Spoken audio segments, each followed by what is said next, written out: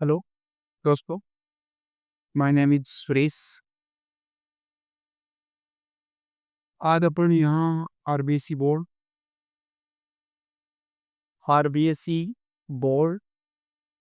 जो 10th class है और 12th क्लास है, या आरबीएसई बोर्ड की जितनी भी क्लासेस हैं, उन सभी के लिए ये मैं वीडियो ला रहा हूँ। और ये मेरा फर्स्ट वीडियो है। फर्स्ट वीडियो है मेरा ये। और मेरा जो यूट्यूब पर चैनल है, English English grammar English grammar and composition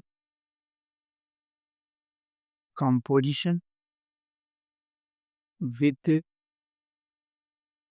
Yogi ji sir. Yogi ji sir, ये मेरा यूट्यूब पर चैनल है। पे यहाँ पर आरबीएसई बोर्ड की जितनी भी क्लासेस हैं, उनके लिए आप यहाँ उपयोगी आपको वीडियो मिलने वाले हैं। और ये फर्स्ट वीडियो है। और इसमें अपन यहाँ पर ग्रामर की भी बात करेंगे, और कंपोजिशन जो इसमें दे रखा है सिलेबस में, उस टॉपिक की भी बात करेंगे। और बहुत ही ईजी तरीके से बताने की कोशिश करूँगा मैं आपको इसमें। तो सबसे पहला जो टॉपिक होता है, तो वो टेंसेज होता है। कौन सा होता है? टेंसेज होता है। और ये टॉपिक ऐसा है जिससे आपकी जितने भी अ, आपके जितने भी इसमें सिलेबस में टॉपिक दे रखे हैं, वो इस टॉपिक से सॉल्व होने वाले हैं। यदि ये इसका नॉलेज आपको अच्छा है, तो आप किसी भी टॉपिक को अच्छी तरह से समझ ही सकते हो। देखिए, टेंसेस की बात करते हैं तो अधिकांश से जो बात करते हैं, टेंसेस ये किसे कहते हैं, तो विद्यार्थियों का आंसर आता है कि व- वर्ग की वर्ग की फॉर्म में टेंस पाया जाता है। वर्ग की फॉर्म में टेंस पाया जाता है। इट मीन्स टेंसेज हैं जो बताते हैं कि ये टेंसेज हैं, वो 3 प्रकार के होते हैं। 3 टाइप्स से बताते हैं। और अपन जानते हैं, ज़्यादातर सभी को पता है कि ये कौन से होते हैं भाई। प्रेजेंट होता है, पास्ट टेंस होता है और फ्यूचर टेंस होता है। प्रेजेंट, पास्ट और फ्यूचर टेंस, ये 3 टेंस बताते हैं। और जब वर्ब की फॉर्म में ही टेंस होता है, तो बताइए वर्ब कितनी फॉर्म उसकी है। उसको ज़्यादातर विद्यार्थी रिप्लाई पढ़ते हैं, sir first form, second form और थर्ड फॉर्म। और वर्ब की फर्स्ट फॉर्म में आईएनजी कॉन, इस तरह से फॉर्म बताते हैं। और जैसे कि वर्ब अपन लेते हैं कि वर्क है, जैसे मान किधर आपका वर्क ने लिया, यहाँ आपका वर्कड हो गया और इधर आपका वर्किंग हो गया। अब आपसे कोई पूछे, बताइए इनमें टेंस है किस वर्ब के फॉर्म के अंदर है, तो आप में से अधिकांश कहते हैं कि सर इसमें टेंस में प्रेजेंट टेंस, इसमें आपका पास्ट टेंस है। वर्क में कौन सा टेंस, इसमें तो कोई टेंस है ही, आप कैसे कर, इसमें भी कोई टेंस नहीं। इट मीन्स टेंसेज केवल 2 ही वर्ग की फॉर्म में टेंस पाया जाता है, प्रेजेंट और पास्ट। तो फिर ये फ्यूचर टेंस कहाँ है, ये कहाँ है, इसकी वर्ग कहाँ बताइए आप। ये विल या सेल प्लस वर्ग की फर्स्ट फॉर्म, ये कहाँ दिख रही है इसमें। अगर वर्ग की कहीं फॉर्म दिख रही है, तो मैं मान लेता हूँ कि टेंस 3 प्रकार के होते हैं, अन्यथा फिर ये फ्यूचर टेंस तो है ही। और जब अपन सर्च भी करते हैं, गूगल पे जाकर सर्च करते हैं, तब भी टेंस से 3 ही प्रकार के बताते हैं। कि तो यहाँ तो ये वर्ब आ ही नहीं रही, क्योंकि वर्ब जब टेंसेस की परिभाषा की बात करते हैं, इसके डेफिनेशन की बात करते हैं, तो वर्ब की फॉर्म के अंदर ही टेंस पाया जाता है, ऐसा लिखा हुआ है। अन्यथा कोई टेंस है ही नहीं। तो वर्ब की फॉर्म तो केवल प्रेजेंट और पास्ट ही होती है। इस फर्स्ट फॉर्म को अपन प्रेजेंट फॉर्म बोलते हैं, इसको अपन पास्ट फॉर्म बोलते हैं, इसको पास्ट पार्टिसिपल फॉर्म बोलते हैं, इसको प्रेजेंट पार्टिसिपल बोलते हैं। और एक फॉर्म इसकी बेस फॉर्म और होती है। इस प्रकार किसी भी बेस फॉर्म की 4 फॉर्म होती है। किसी भी बेस फॉर्म की 4 अदर जो फॉर्म ये होती है जो मैंने आपके सामने रखी है, first form, second form, third form और ये वर्ब के फर्स्ट फॉर्म के साथ आईएनजी फॉर्म। अगर यहाँ इसको देखते हैं तो टेंस कितने हैं भई? ये तो फ्यूचर वाला तो है ही नहीं, प्रेजेंट और पास्ट ही है। तो फिर ये फ्यूचर क्या है भई? अधिकांश मैं पसंद करता हूँ विद्यार्थियों से, जो भी स्टूडेंट है उनसे पसंद करता हूँ कि फिर ये फ्यूचर क्या है? तो बेटा फ्यूचर आपका है वो है आपका इसमें टाइम है। क्या भई इसमें? टाइम है। और ये टाइम ही आपके कितने होते हैं भई? टाइम 3 होते हैं। कौन-कौन से होते हैं अभी? प्रेज़ेंट होता है, प्रेज़ेंट टाइम, पास्ट टाइम और फ्यूचर टाइम। तो टाइम कितने होते हैं भई? 3 प्रकार के होते हैं, प्रेज़ेंट, पास्ट, फ्यूचर। और टेंस कितने होते हैं? केवल प्रेज़ेंट और पास्ट ही होता है, फ्यूचर तो होता ही नहीं है। क्या होता है भई? फ्यूचर है, टाइम होता है। और फ्यूचर टाइम को ही अपना प्रेज़ेंट टेंस के माध्यम से व्यक्त करता है। फ्यूचर टाइम को और भी है। देखो फ्यूचर टाइम में को अपन एक्सप्रेस करने के लिए कुछ अन्य टेल्स का भी यूज़ करते हैं। फ्यूचर टाइम को दिखाने के लिए इस फ्यूचर टाइम को बोध करवाने के लिए देखो यहाँ पर फ्यूचर टेंस से ये जो टाइम दे रखा है इसको अपने कितने टेंस के माध्यम से दिखा सकते हैं? तो आप कह सकते हो सर इसमें 3 टेंस के माध्यम से दिखाते हैं। और 3 टेंस कौन से हैं देखो आप हैं, पहला तो आपका है आप कहते हो फ्यूचर है इंडेफिनिट के माध्यम से, इंडेफिनिट। और दूसरा आपका है प्रेजेंट कंटिन्यूअस और तीसरा आपका है प्रेजेंट इंडेफिनिट, प्रेजेंट इंडे और कौन-कौन से भी? पहला अपना फ्यूचर इंडेफिनिट होता है, क्योंकि इसमें नो प्लान होता है इसीलिए उस फ्यूचर टाइम को दिखाने के लिए अपन क्या पढ़ते हैं वही फ्यूचर टेंस पढ़ रहे हैं। फिर अपना पर्सनल प्लान होता है, उसके माध्यम से भी अपन क्या दिखाते हैं? फ्यूचर टाइम दिखाते हैं। और ऑफिशियल प्लान होता है उसके माध्यम से प्रेजेंट है, ये प्रेजेंट इनफ टेंस के माध्यम से इसको भी क्या करते हैं फ्यूचर टाइम को दिखाते हैं। इट मीन्स टेंस आपके हैं 2 ही हैं, वो फ्यूचर टाइम है, उस फ्यूचर टाइम को अपन इनके माध्यम से क्या करते हैं? दिखाते हैं। एक बात और है, देखो टेंस आपको tense versus time, tense versus time इन दोनों में आपको डिफरेंस से पता होना चाहिए। अगर आप टेंस के हिसाब से आंसर देते हो, अगर टेंस पर ही आधारित आप आंसर देते हो, तो आपका आंसर क्या हो सकता है? रॉन्ग हो सकता है। क्योंकि टेंस आपको केवल क्या दिखाता है भई? एक ग्रेविटी का कॉन्सेप्ट दिखाता है। क्या दिखाता है ये? ग्रामेटिकल कॉन्सेप्ट दिखाता है।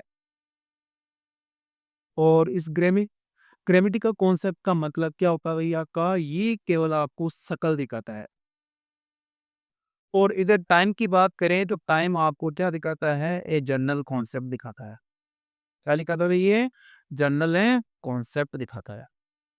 और जनरल कॉन्सेप्ट का मतलब ही क्या होता है भई? अकल। जनरल कॉन्सेप्ट का मतलब क्या है भई? अकल।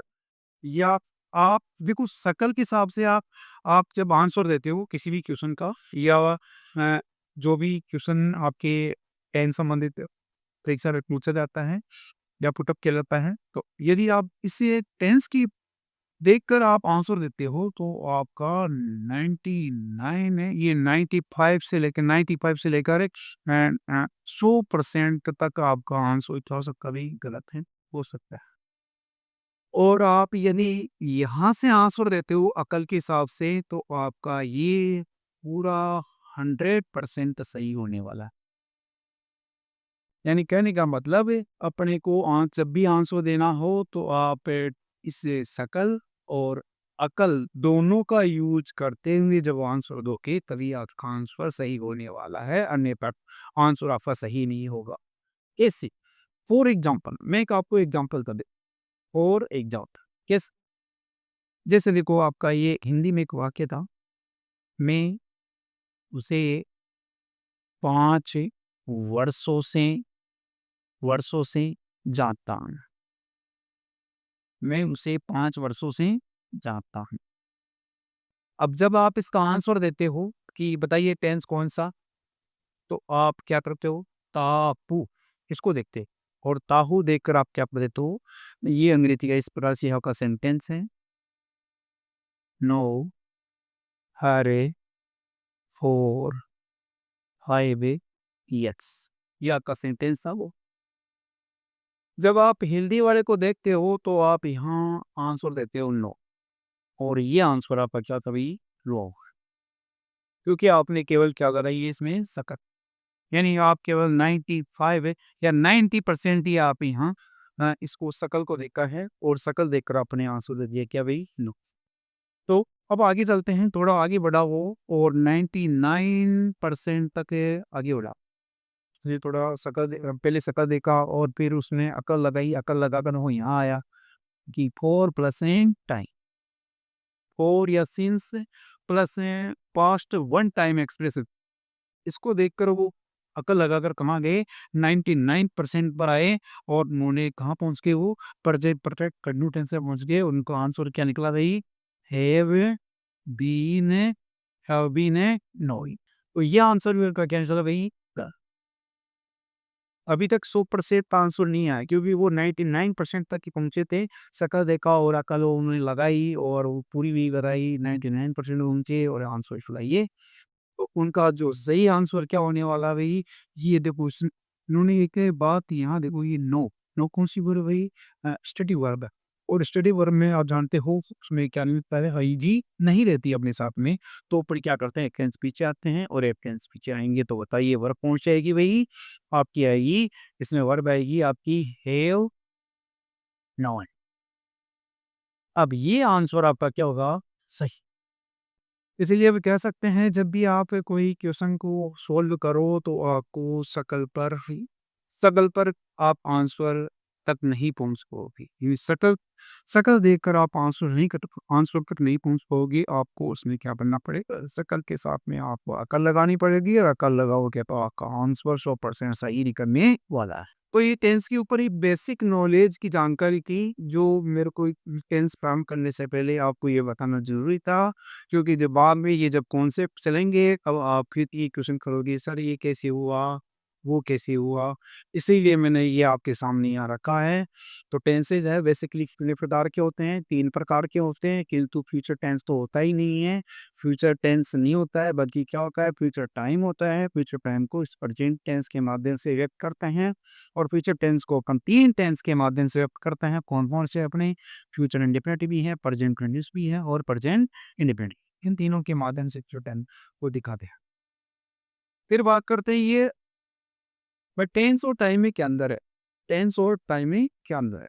तो टेंस देखो आप है, टेंस आपको क्या क्या दिखाता है, ग्रामेटिकल कॉन्सेप्ट दिखाता है और इसका मतलब है ये शकल। और टाइम आपको क्या दिखाता है, जनरल कॉन्सेप्ट दिखाता है, इसका मतलब है अकल। जब आप आंसर सोल्व करते हो तो शकल आपको क्या कर सकती है, बेवकूफ बना सकती है और आपका आंसर करते हैं करा सकती है। जबकि आप ये जनरल कॉन्सेप्ट आपका जो टाइम है वो आपको क्या करना पड़ेगा भी, अकल लगाओगे इसके लिए और आपका आंसर ये बिल्कुल राइट कर पाएगा। इसीलिए आपको शक्ल के साथ में अकल का यूज करना है और आपका आंसर सही निकलने वाला है। इसी प्रकार के कॉन्सेप्ट अपन इस वीडियो के अंदर देखने वाले हैं। तो आगे बढ़ते हैं अपन, और मैं बात कर रहा था आपकी वो, ये एग्जाम्पल किया था मैंने, फॉर एग्जाम्पल, और इसमें लिखा था अपन ने, मैं उसे मैं उसे 5 वर्षों से मैं उसे 5 वर्षों से अ, जानता है, मैं उसे 5 वर्षों से जानता हूँ। अब देखिए आप, यदि आप ताहू के अनुसार जाते हो तो आप प्रेजेंट इंडेफिनिट की तरफ पहुँचते हो, क्योंकि आपने यहाँ शकल देखा है। तो आप जानते हो हर पा है ती है ते वाला क्या नहीं होता भाई, प्रेजेंट टेंस से नहीं होता, ये आपको बेवकूफ़ बना देता है। अगर अपन अंग्रेजी की बात करें तो इसका जो एग्जाम्पल इस तरह से होगा, आई नो हैरे और आई विल यस। यहाँ पर आप इसे four plus past one time express में देखते हो और आप बजाते हो कहाँ वही प्रेजेंट परफेक्ट है कंटिन्यूस में। तो देखो आप पहले इस ताहू ताहू के अनुसार पहुँचते हो तो आपका आंसर आता है के एन ओ लगू नो, और ये आंसर क्या होता है आपका रो। और जब आप इस अंग्रेजी वाले इंग्लिश सेंटेंस की तरफ देखते हो, स्ट्रक्चर को देखते हो, तब आप यूज़ करते हो कहाँ भाई? Have, have been, have been, have been naughty. अब ये आंसर भी आपका क्या होता है? रोट। क्योंकि आपने क्या किया इसमें? आप केवल इस शक्ल को देखा और इसमें आपने थोड़ी अकल लगाई, 99% तक अकल लगाई, फिर भी आपका आंसर क्या हो गया? रॉन्ग। तो देखो यहाँ 99% तक ही आपने इसमें क्या किया था? अपने दिमाग का यूज़ किया था। पहले शक्ल देखा और फिर आपने अकल लगाई और फिर भी आपका ये आंसर क्या हुआ? रॉन्ग। तो आगे बढ़ते हैं, थोड़ा और इसमें थोड़ा सोचने की बात थी। आपको वर्ब देखना है और वर्ब कौन सी थी इसमें? नो। और ये स्टेटिव वर्ब थी, तो स्टेटिव वर्ब अपने साथ क्या नहीं लेती हुई? आईएनजी नहीं लेती। तो अपने क्या करना है? एविडेंस पीछे आना है और आपका आंसर क्या आने वाला है भाई? Have a not. इस तरह से आपका ये बिल्कुल राइट आंसर था, हैव। और आप केवल शक्ल के आधार पर आपने कोई यहाँ पहुँची, उसके बाद में थोड़ी-सी आपने नकल का यूज़ किया और यहाँ आ गए। उसके बाद में आप गहराई में जाते हो तो आपका आंसर निकलता है कि अधिकांश विद्यार्थी शक्ल के अनुसार आंसर देते हैं। इट मीन्स अपने को टेंस और वर्सेस टाइम इन दोनों को समझते हुए ही आपको आंसर सोल्व करना है। अब देखिए आप, मैंने टेंस की बता भी दिया आपको कि टेंस इतने प्रकार के होते हैं। वैसे भी ये ना वो 3 प्रकार के नहीं होते हैं, वो फ्यूचर टाइम होता है और इनको टेंस और टाइम को अंतर क्यों समझना है, ये इसके हिसाब से समझना है। ये एग्ज़ाम्पल रखा आपके सामने, क्योंकि टेंस आपको केवल लिखा-लिखा तभी आपको इसमें शक्ल दिखाएगा और ये जो टाइम है वो आपको क्या देगा भई? अकल देगा और अकल के अनुसार आपका आंसर ये निकलने वाला है। इस प्रकार से आपका आंसर सोल्व हुआ। अब देखिए यहाँ पे सबसे पहले बात करते हैं अपने टेंस की बात करते हैं। तो बेसिकली आपका जो टेंस है वो कितने प्रकार का था? अ, जैसे कि जो गूगल पर सर्च करते हैं वो 3 प्रकार के बताते हैं। तो कौन-कौन से अपना ये पहला अपना है प्रेजेंट टेंस है। पहला अपना क्या रही? प्रेजेंट टेंस है। दूसरा अपना इसमें पास्ट टेंस है और तीसरा अपना है फ्यूचर टेंस है। Future tense. इनका अर्थ आप जानते हो, प्रेजेंट टेंस में क्या होता है? वर्तमान काल होता है, वर्तमान काल होता है। इसका भूतकाल होता है और इसका भविष्यत काल, भविष्यत है काल। इस प्रकार से इन तीनों के अर्थ हैं। अब प्रेजेंट टेंस किसे कहते हैं? पास्ट टेंस किसे कहते हैं? फ्यूचर टेंस किसे कहते हैं? देखिए यहाँ पे सीधा सा कॉन्सेप्ट है, प्रेजेंट टाइम का बोध कराने वाला।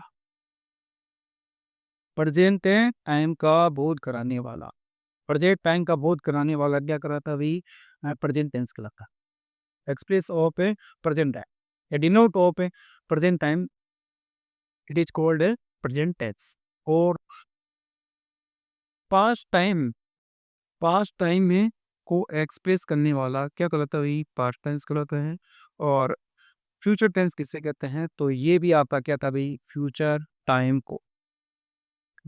टाइम को डिनोट करने वाला क्या कहलाता है भाई? फ्यूचर टेंस से कहलाता है। आगे बढ़ते हैं, इनके एलिमेंट की बात करते हैं। इनके भी आगे टेंसेस की प्रत्येक के क्या हैं? इनके एलिमेंट हैं। तो देखो आप हैं प्रत्येक टेंस के क्या होते हैं भाई? प्रत्येक जो ये टेंस हैं इनके लिए क्या होते हैं? भेद होते हैं। प्रत्येक टेंस के भी क्या होते हैं भाई? के भेद होते हैं, एलिमेंट होते हैं। अब कौन से भेद होते हैं? आप पता है भेद होते हैं। कौन-कौन से होते हैं भाई? तो देखो इसमें कौन-कौन से होते हैं? ये आपका रहा जैसे मान लो फर्स्ट है, ये आपका इंडेफिनिट है।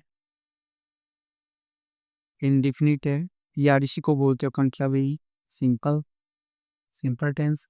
दूसरा अपना इसमें आता है कॉन्टिन्यूस, कंटिन्यूस है, कंटिन्यूड टेंस है। और तीसरा अपना है परफेक्ट, परफेक्ट टेंस है। और लास्ट अपना है perfect tense, perfect continuous, confusion tense. इस इंडेफिनिट टेंस में क्या होता नहीं, सामान्य काल। क्या होता है इसका अर्थ? सामान्य काल है। ये बेसिकली बेसिक नॉलेज की बात कर रहा हूँ मैं आज यहाँ। फिर ये अपना है अपूर्ण काल है, अपूर्ण काल है। और ये अपना पूर्ण काल है, पूर्ण काल। और ये अपना पूर्ण अपूर्ण काल है, पूर्ण अपूर्ण काल। ये क्या है ना, हिंदी में इनका जो मीनिंग है।